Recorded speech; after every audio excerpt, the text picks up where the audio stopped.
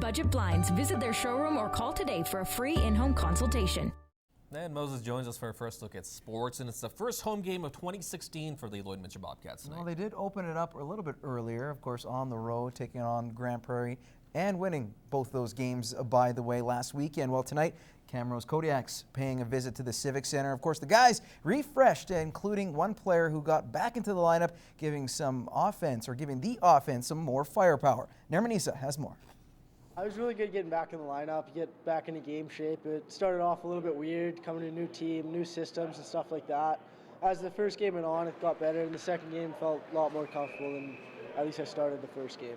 It's been nearly 2 months since Brett Smythe saw action on the ice.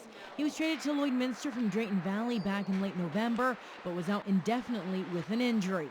This weekend, he played his first games in the orange and black, opening the scoring in Sunday's game against Grand Prairie. I always got pretty high expectations of myself, so I think even coming back, I kind of wanted to do a little bit more and contribute, but I think it was good to get those first few games under the belt and kind of get those behind me, and now I can start moving forward with the team. He's an outstanding player. I mean, he works all the time at 200 feet of the ice. He's got some good skills. He sees the ice really well, so he complements the players he's playing with. We just see him as a great addition to our team, and we're really fortunate to have him back right now.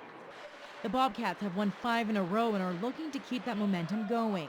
Most of practice was dedicated to special teams play and puck battles, 2 things that have plagued this club the last couple of months. Power play, sometimes you got to tweak them and you got to change things a little bit, but when you've got as many guys out injured as we did have, and with Van Tienering and Bald being away with Canada West team, certainly you're taking a lot of speed and skill out of your lineup, and that's going to affect your power play and your penalty kills. So having them guys come back, just that speed and skill they bring to the table every night was huge for us. As for those puck battles, Gary Van Herway says Camrose won't go home without a fight, as they have lost twice this season to the Cats and will look for redemption. Well, certainly our defensive zone we're going to have to tighten up a lot, and I mean loose pucks and winning one-on-one battles, playing that man-to-man and having their players contained. They go to the net real hard to put pucks to the net, and you got to be ready to battle. You got to be in the trenches against Camrose. You're going to lose in the offensive zone. Puck drop is 7:30 at the Civic Center. Nermanisa, Newcap Sports. Now, he's the voice you hear in every Bobcats broadcast, painting a picture with every call made on the ice. And just like the players striving to make the big show, play-by-play man Trevor Redden is planning to do the same using a mic instead of a hockey stick. Drew Miller has more in this week's Beyond the Boards. Final minute of the first period. Dara behind the net for the Bobcats. Throws it in front. Here's Messenger with a great chance. Backhand scores! Morgan Messenger shows some great patience. In front of the net, takes the pass from Dara. He's the voice of the orange and black.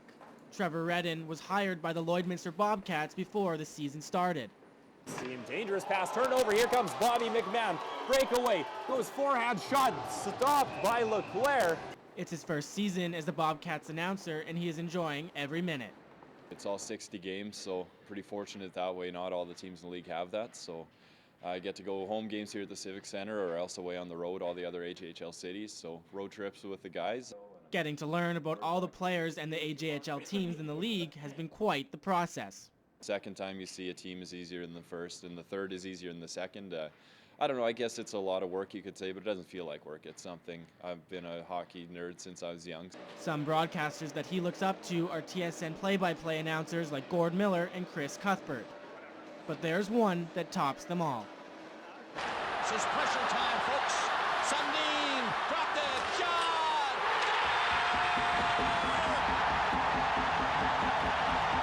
Promise ties the game. I don't think it could ever be emulated, but Bob Cole's, he's the guy. Like right from day one, ever since growing up watching hockey. I'm an Ottawa Senators fan. I remember watching them. They always got beat by the Leafs in the early 2000s, but I can just hear Bob Cole calling all those games.